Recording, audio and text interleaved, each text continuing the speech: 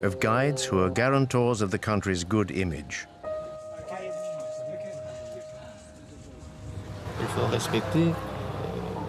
The law must be respected. We do not allow French journalists to go out alone.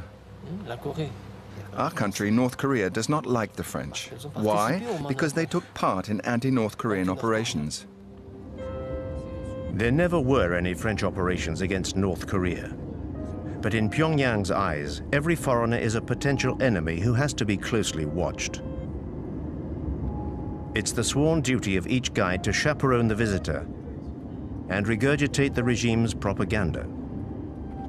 Even these official North Korean guides may not be filmed. During our stay, we will be confined to our Pyongyang hotel, with absolutely no chance of being allowed to go out into the city unaccompanied. So, Mr. Han, what are we going to do? What now? Going for a stroll. Where? Here. In the hotel? Yes, in the hotel. Maybe we could go into town. No.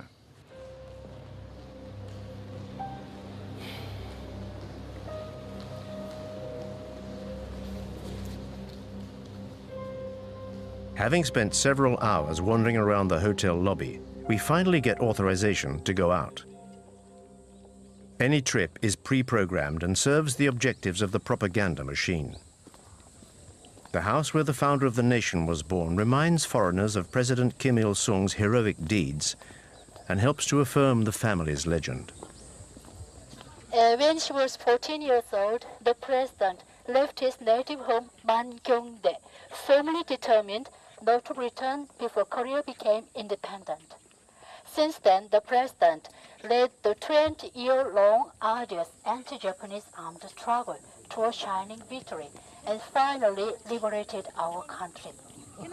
So our country... Hundreds of North Korean soldiers are taking part in a mandatory pilgrimage to honor the eternal president's memory. Here in From the grandfather, Kim Il-sung, to the present incumbent, his grandson, Kim Jong-un, the leaders are as one in official pronouncements. Well, we now have the respected Comrade Kim Jong-un as our supreme commander.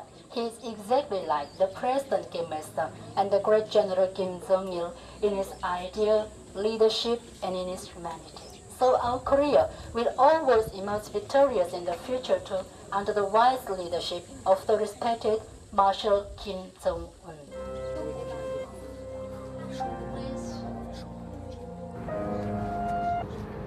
We've been given authorization to visit Pyongyang to film the capital's latest infrastructures.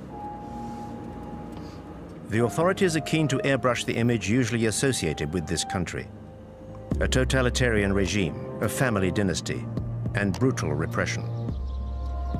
This shiny, brand new hospital is exactly the sort of publicity the regime wants. On the 3rd of November last year, Marshal Kim Jong-un visited our hospital. He was very happy. He said he felt like he was walking into a palace. Look at that chandelier up there. That is our emblem. It represents a woman's bust. This is the room which our glorious leader, Kim Jong-un, visited on the 3rd of November. Come in.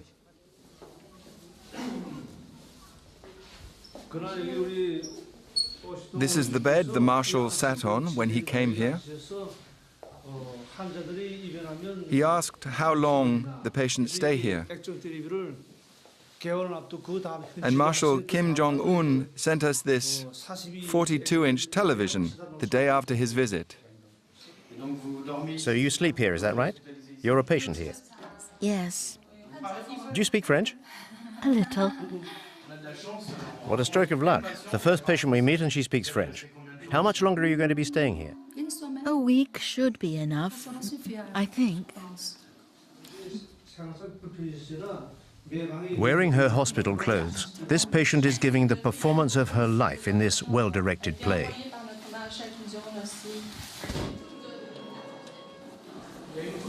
Is that a power cut? But reality soon kicks in again. Do you often have power cuts? No, very rarely.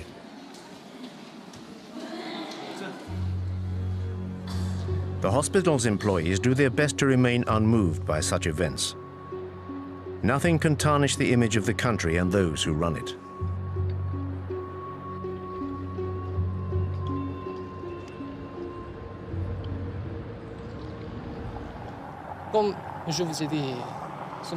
As I said to you this morning, our country is at loggerheads with the USA, Japan, and South Korea.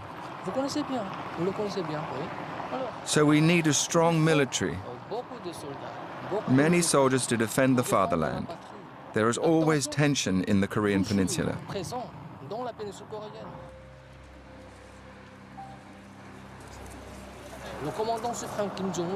And Commander Kim Jong-un is very young. He has declared, if our enemies dare to light even the smallest fuse of a war, Korea will strike a lethal blow, which will definitively unite the country. Reunification of our nation is the most fervent wish of every Korean. This desire for reunification dates from the end of the Korean War in 1953, when the peninsula was split into two countries. But no peace treaty was ever signed. Officially, the two Koreas are still at war. North Korea was subsequently run by Kim Il-sung until 1994, and then by his son, General Kim Jong-il, who died on the 17th of December, 2011.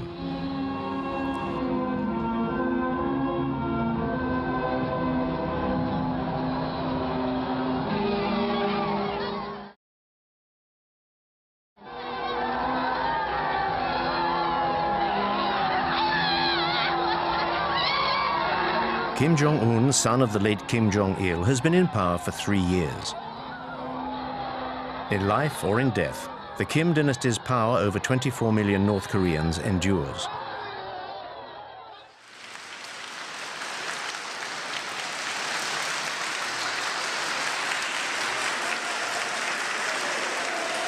The Kim family is the first communist dynasty in history. The new incumbent was presented to the people as a natural successor. Barely 30 years old, Kim Jong-un was quickly awarded the titles of Supreme Commander and then Marshal, and set about consolidating his power. Kim Jong-un's accession to power gave birth to a new hope in the hearts of the North Korean people.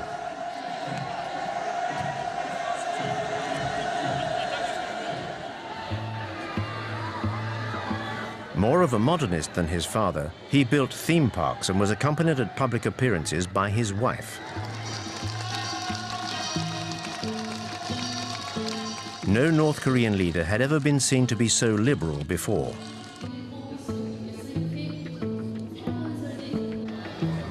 Kim Jong-un cultivated his image right down to his posture, which was designed to be reminiscent of his grandfather's. Propaganda has now established him as the third strongman of the North Korean nation. The leader is the country's brain and the people are its body. Our guide is here to remind us of this.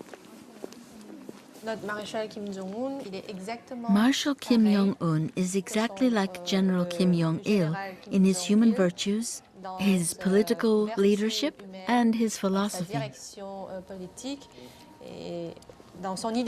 Therefore, everybody respects and idolizes him. The guide's rhetoric is always the same. Under Kim Jong-un, devotion to the leaders remains almost religious. Like all transient foreigners, we are constrained by the regime's demands.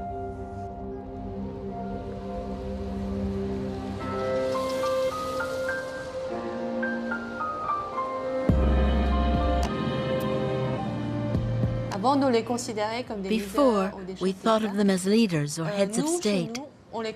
Now, we think of them as our family's fathers, be it children or old people, be it men or women. The entire Korean nation considers them to be our fathers. In his 3 years of absolute power, Marshal Kim Jong-un, like his father and grandfather before him, has become part of the intimate fabric of Korean families.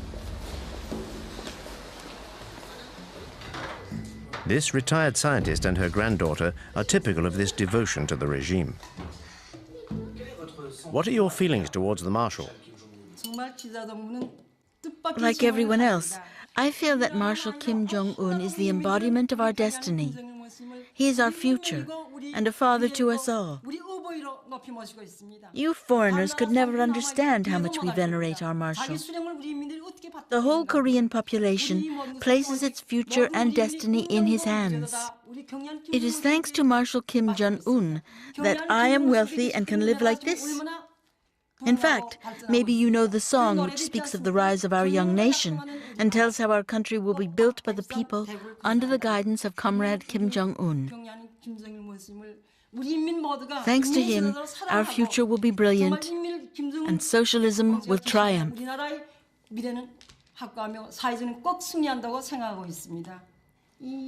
How about a song?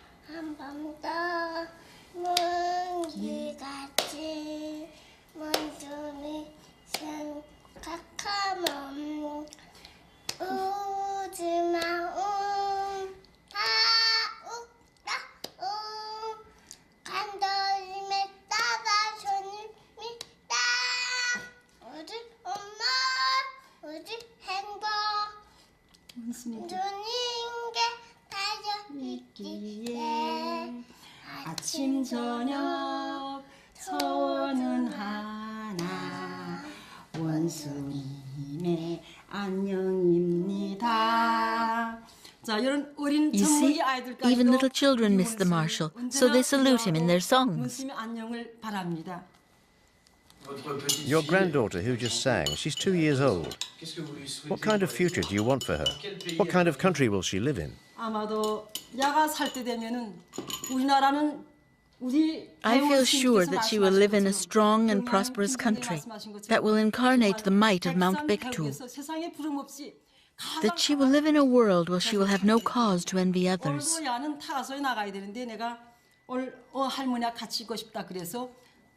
She already goes to a good nursery and will go to the free high school and university.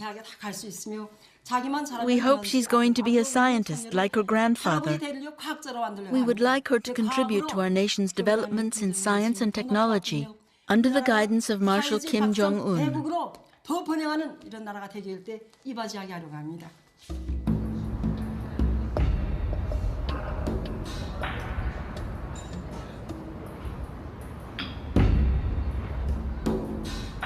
Under Kim Jong-un, the nation's future elite is being coached in Pyongyang's model schools.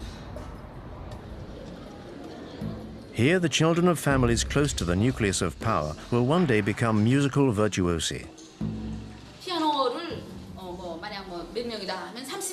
We teach the children piano, but out of 30 pupils, only a few will be selected for the National Academy of Music. Some will become pianists, and others will just become composers or singers.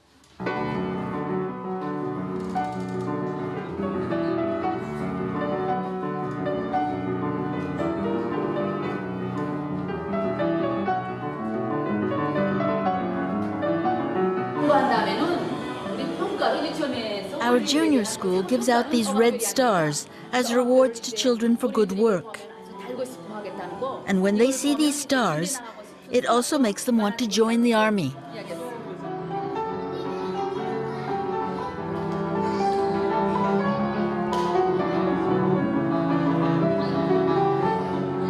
In this way, youth is molded to the regime's ideology from an early age and plays a vital role in its propaganda.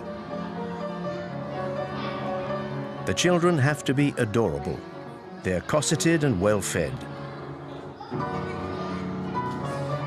These are the regime's privileged few, the keepers of its eternal future.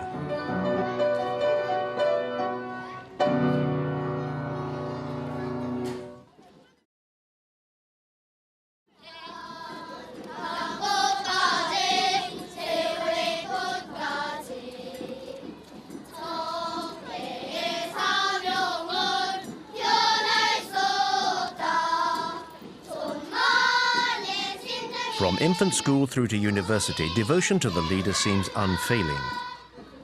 But all the parades, songs and smiles hide another reality.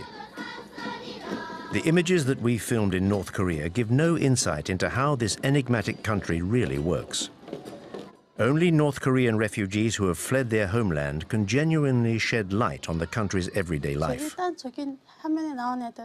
What your footage shows is children who are all at the same level. The ones who lead the parades on the streets of Pyongyang are psychologically groomed throughout their time at school, and usually they have access to better facilities, owing to their parents' position, because it's a privilege to lead parades like this through the streets of the capital.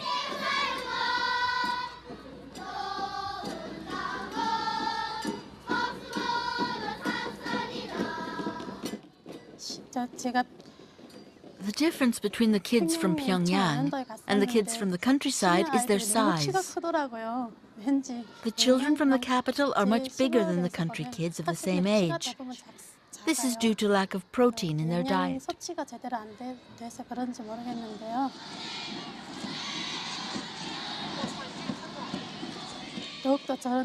Now a whole host of new songs glorifying Kim Jong-un is being taught to the children. And they teach them to us, their parents. If children sing any song that is in any way critical of North Korean socialism, they're censured in front of their classmates.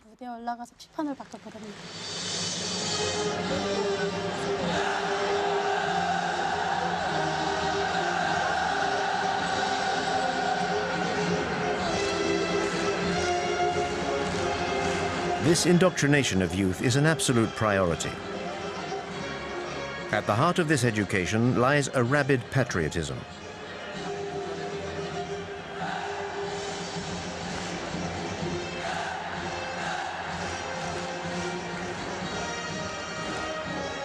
These children are the future of North Korea and have to be ready to defend their nation. These mass spectacles are designed for the North Korean nation to promote its sense of power.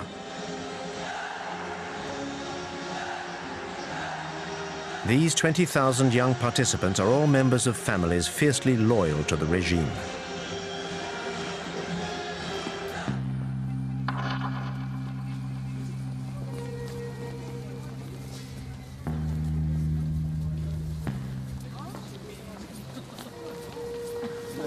These Pyongyang citizens are an essential part of the regime's rhetoric, at its very core. Students, teachers, and high-ranking military officers whose loyalty is beyond question. These men and women from the capital's elite are the only people allowed to meet foreigners. Like the Park family, a couple of university professors hand-picked by our guides. The Park family's exemplary conduct has enabled them to move into this block of flats. I'm still emotional talking to you now. We used to live on Mansadong Hill over there, in a flat on the 15th floor of a building, where those two statues of our leaders are. We were given this apartment on the 2nd of July 2012. Marshal Kim Jong-un came to visit us on the 4th of September 2012. He looked at every room, even the bathroom. He turned on the tap and the water ran freely, so he was very pleased. I couldn't believe how lucky I was to be able to live in a flat like this. When our Marshal Kim Jong-un visited us, I even asked him, "Dear leader, why is it that a family like ours is allowed to live in such a luxurious apartment?" The Marshal said, "In our society, teachers and their families are the people who are entitled to the greatest respect. If people like you can't benefit from living in a place like this, then who can? You deserve to live here." That's what the Marshal told me. A model flat for a model family. Happiness, North Korean style, is, like everything else, stage managed. In order to ensure their loyalty and to disguise the iron rod hanging over the population, Kim Jong-un has transformed Pyongyang into a shop window for the regime's privileged few. Our Marshal Kim Jong-un is trying to ensure that all our people can enjoy a happy life. He wants the people to be able to live in a civilized country, a civilized and socialist country. It is his will and his intention that the people may one day enjoy a very modern lifestyle. This shows that we're trying to develop not just the leisure industry, but also sport, healthcare, and culture. We're trying to live in a more civilized world, basically. The despot Kim Jong-un has decreed the North Koreans should have fun. The country has supposedly entered a new era with fun for everyone. At least, that's the image that the authorities want to display to foreign visitors. On the outskirts of Pyongyang, this equestrian center is Marshal Kim Jong-un's latest creation.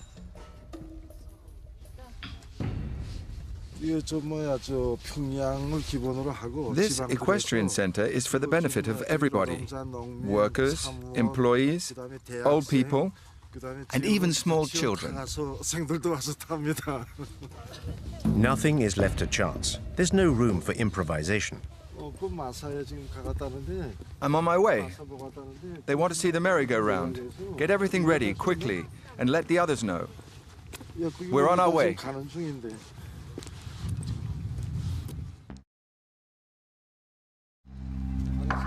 The horse symbolizes North Korea's power. If you believe what the North Koreans say, the Kim family comes from a long line of horsemen. The legend surrounding the supreme leader continues. Between 1990 and today, Marshal Kim Jong-un got on a horse 300 times, advised and coached by General Kim Jong-il. He worked very hard at it.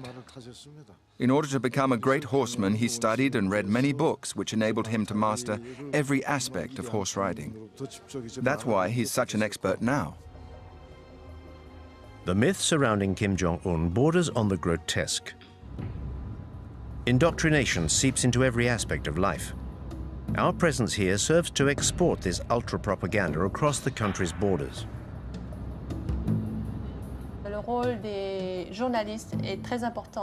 The role journalists play is very important. That's why we're taking the documentary you are making of our country so seriously. We hope that you will take what we have told you and turn it into a fair and objective documentary.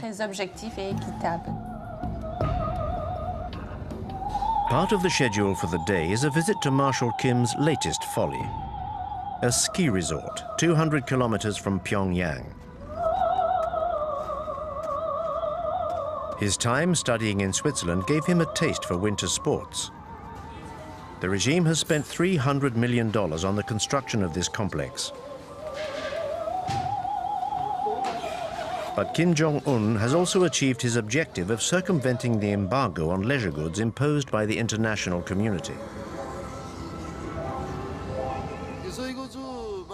We have 10 ski slopes here at the Masik Resort, 9 for professional skiers and 1 for beginners. We started building these slopes in May 2013, and we finished on the last day of December 2013. That's what the Marshal required, and we achieved it. Our leader even promoted our resort all over the world.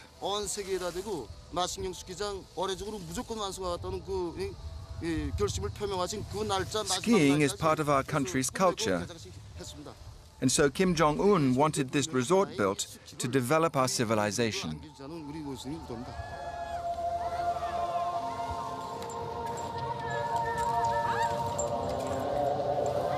But who in North Korea can afford the luxury of a holiday here? No one is willing to explain the circumstances of their stay here. The resort was designed with the people in mind, and the prices too have been set with the people in mind. In Marshal Kim Jong-un's socialist country, money remains a taboo subject. Only 5,000 North Koreans are estimated to have the means to use this resort.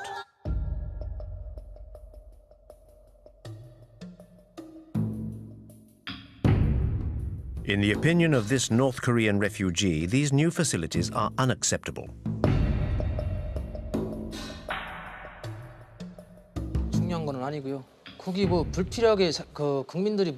It's all so ridiculous. People are starving to death, and these facilities are only for rich people from Pyongyang and no good to anyone else. The reality is that people in North Korea are suffering.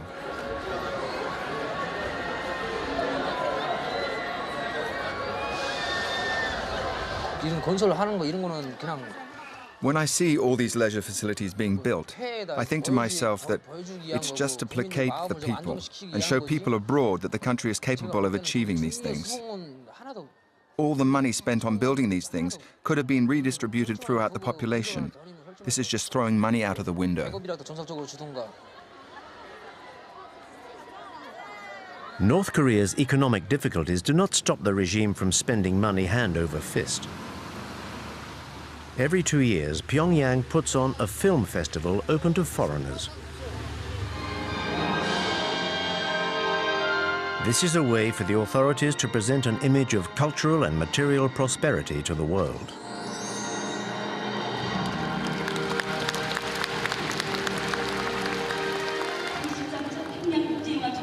We declare the 13th Pyongyang International Film Festival open.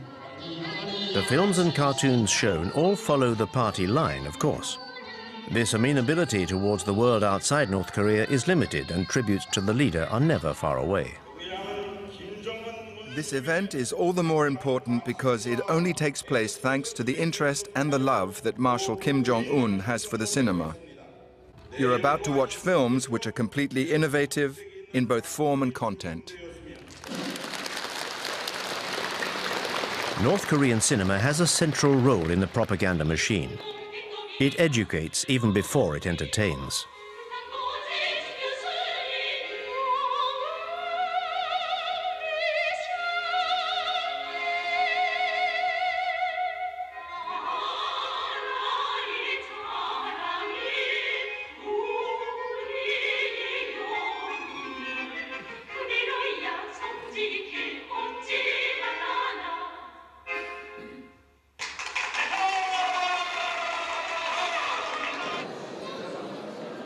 The film festival also allows the regime to present itself in a good light, a message relentlessly driven home by the Ministry of Culture.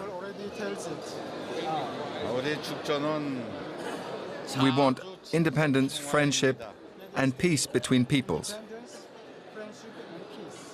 All over the world? Yes, all over the world. A select group of dignitaries and a few foreigners are being treated to a soirée orchestrated by the great and good of the regime.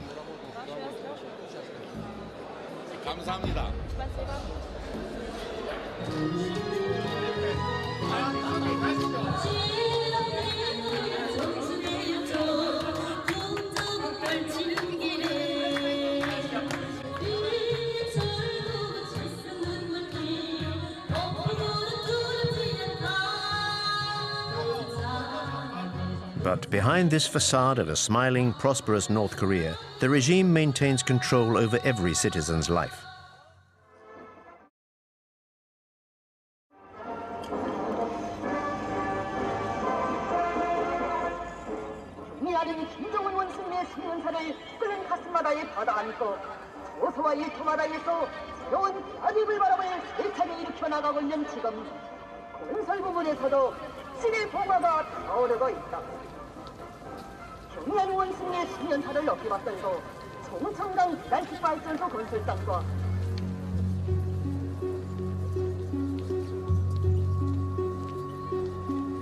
In this country of supreme leaders, even the smallest event is an opportunity to pay tribute to the leadership.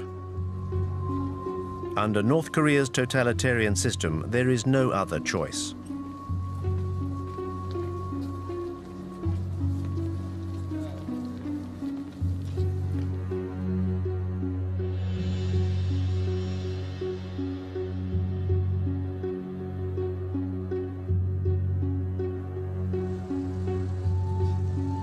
To commemorate the 60th anniversary of the end of the Korean War, the population of Pyongyang is requisitioned to pay tribute to its army.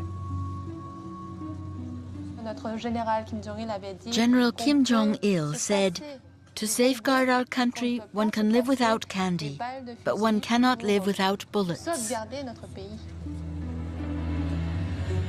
Our guide's words are directly influenced by the Jong-un doctrine, devised by the former leader Kim Jong-il, which gives the army the dominant role in building North Korea's socialism.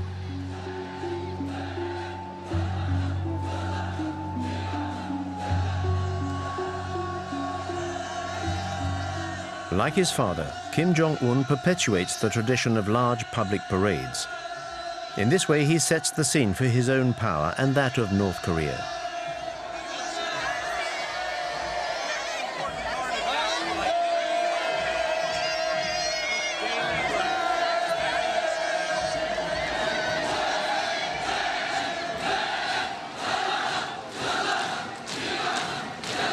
The army is the keystone of the regime, with 1 million North Koreans enlisted and 1/3 of the population reservists.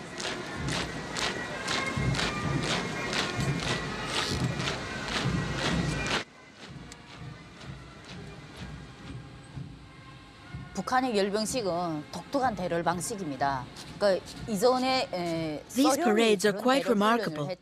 I think they used to do something similar in the former USSR. What leaders Kim Il-sung and Kim Jong-il taught us was a style of military marching called the Hell March, which dated from the end of the war with Japan.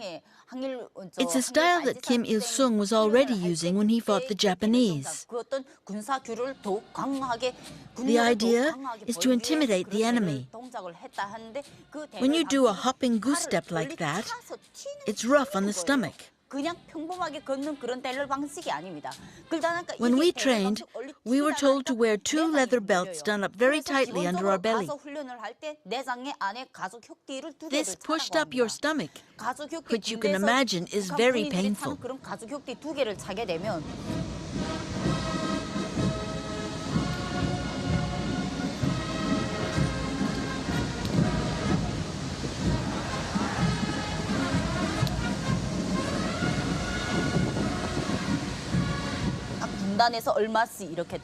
I took part in training for these parades while I was a student at military college. But a few days before the parade, I contracted paralysis in my legs because of the hopping. So I was unable to take part and had to go back to college. The training is extremely hard. It felt like being a prisoner in a labor camp. And in North Korea, not to be able to take part in the parades is very shameful.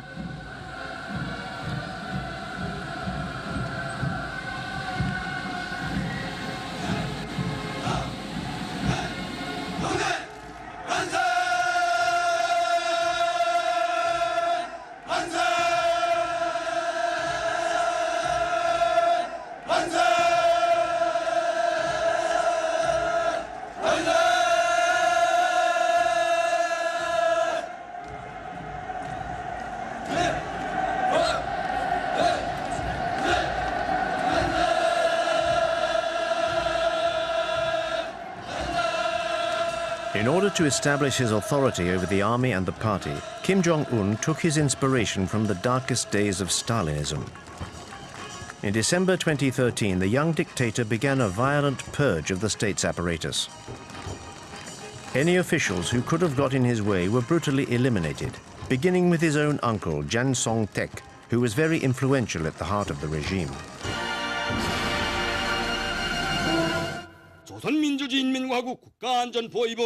The Special Military Tribunal of the Ministry of State Security of the Republic of Korea has found the accused, Jang Song-taek, guilty of acts of subversion against the state.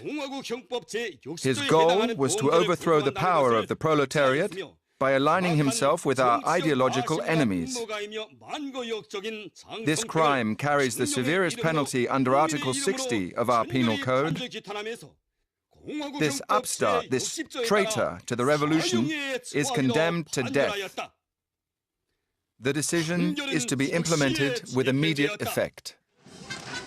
Jang Song-taek was shot, according to the party line, for fomenting a coup d'etat. He was said to be overly immersed in commercial activities with China. Any hope of the regime relaxing its approach was definitively snuffed out. Kim Jong-un has asserted himself as a warlord. His frequently bellicose directives are followed to the letter by North Korea's soldiers. After the Kim Jong-un regime took power, training became more and more intense. He was determined to crush South Korea by force. He was very insistent on the weapons we had to use and ordered us to use all our ammunition on every training drill. I remember the directives changing when he took over.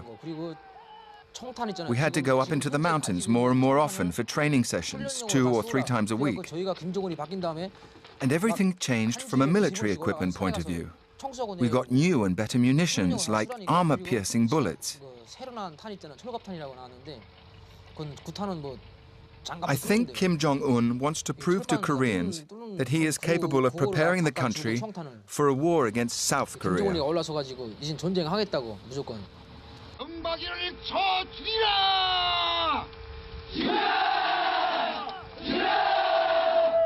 Marshal Kim Jong-un regularly challenges his southern neighbor and enemy. The regime's belligerent rhetoric goes hand in hand with provocative acts such as nuclear trials or military maneuvers.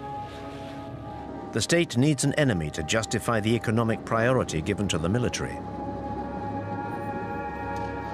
This policy operates with no regard for the population, which outside Pyongyang is still vulnerable. Between 1994 and 1998, the country suffered its worst ever famine, which caused the deaths of hundreds of thousands of people. At that time, I was a soldier, and I had some serious health issues. I'd lost a lot of weight. I remember that opposite my barracks, there was a woman who used to deliver food to the Labour Party cells.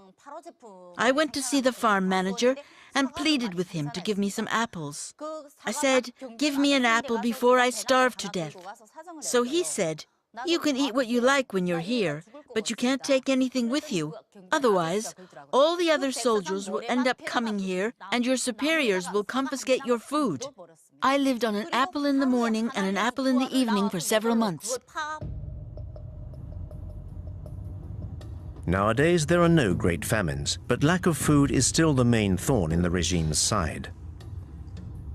A third of the country's population suffers from malnutrition and is dependent on a public food distribution system.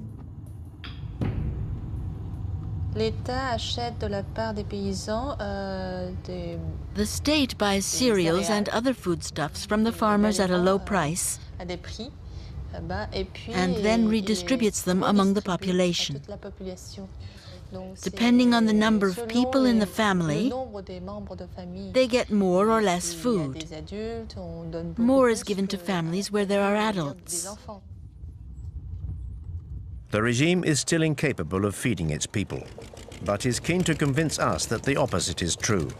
Our journey now takes us on a visit to a naturally exemplary farm. These are the details commemorating our visits from General Kim Jong-il, who came 15 times to give us new instructions. His advice when he was here enabled us to improve production. He was very pleased. The general said, at first, the soil here was bad, but the good work of our farmers has allowed us to increase productivity. General Kim Jong-il himself said that our farm should become a model to the rest of the country. This model farm looks more like a ghost farm. According to the manager, 850 farmers work here. We do not see a single one. This dilapidated greenhouse is the regime's attempt to convince us of how modern its agricultural system is. In fact, what we produce here is mainly for the local population. We don't get involved in how many people we distribute vegetables to. There is an organization above us that calculates this and then gives us production targets for the year.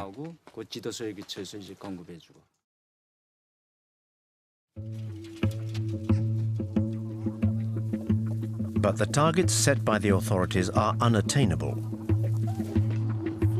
In order to help the farmers, the regime takes its inspiration from the Maoist model and sends the army into the fields.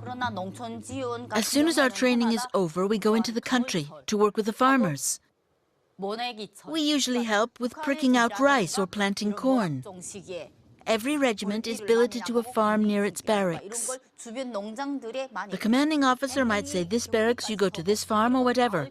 After the corn harvest at the end of October or beginning of November, we return to barracks to start our winter training. In March 2012, Kim Jong-un introduced a reform which allowed farmers to keep half of what they grew. But a lack of fertilizer and farm tools prevents the country from being self-sufficient, and this fundamental principle remains out of reach.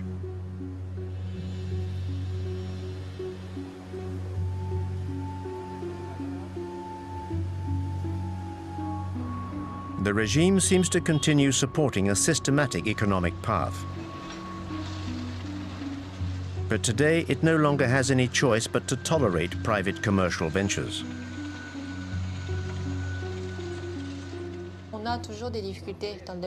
We still struggle economically. There are still obstacles to overcome, but under our marshal's leadership, everyone can enjoy a stable lifestyle.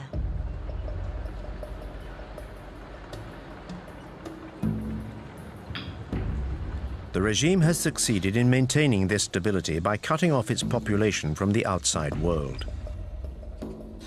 Only a handful of North Koreans managed to get around this isolation via the black market. There are smugglers who regularly cross the Two-Man River on the Chinese border and bring back contraband.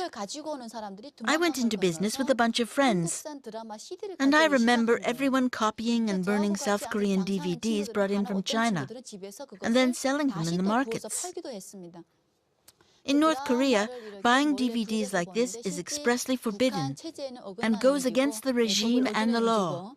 It is actually dangerous to even own them. But there are fewer controls in the evening, so people get together around 10 or 11 and stay up until dawn watching recordings of popular TV series. I remember a very popular South Korean series which showed a casino in a capitalist country. You saw money changing hands, which we'd never seen before.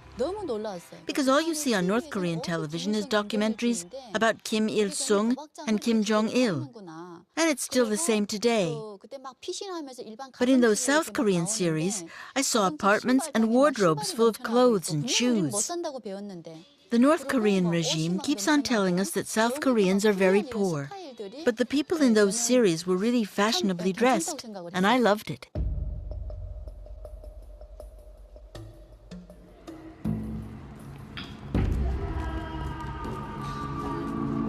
According to these refugees, this new merchant elite could be the catalyst for change within the country. This may explain why control over the population has increased since Kim Jong-un's accession to power. North Koreans have absolutely no chance of leaving the country legitimately. So despite the risk, many try clandestinely to cross the border into China.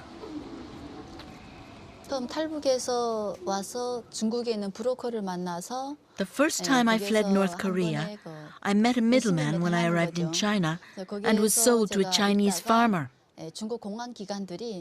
When you're on Chinese soil, you're considered an illegal immigrant and not a refugee. I ended up getting caught, and the Chinese authorities sent me back to North Korea. I was sent to a labor camp for a year. I was beaten for 3 days. The first few days are meant to frighten you and make you confess your crimes. Once you've confessed, you're sent to a labor camp or to prison. When they were torturing me, they prevented me from sleeping, and they hit me here, in the eye. When I was a border guard on the Two-Man River, it was my job to catch fugitives. We were posted along the Chinese border in groups of 3. When we caught a fugitive, we took them to our guard post, where we recorded the time and date at which we'd captured them. Then the fugitive was interrogated by our boss and transferred to the Department of Security. If the prisoner was starving, we could be lenient. Otherwise, they were sent straight to prison or the labor camp. All I did was hand them over to my superiors. We were rewarded for each fugitive we caught.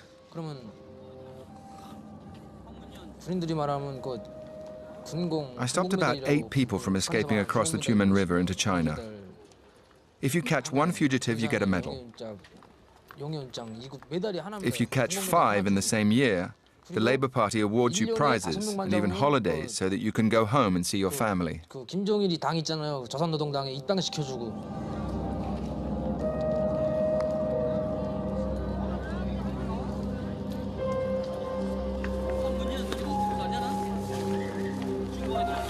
살아갈 길이 너무도 막연했어요. Once I left prison, I wondered how I was going to carry on living with no identity. I was considered a traitor to the nation, so I had no future in North Korea. I tried to flee a second time. I had obtained contact details for a people trafficker while I was in prison. Thanks to him, I managed to cross the Tumen River between China and North Korea. With the fake passport he made me, I got on a boat to South Korea the following day.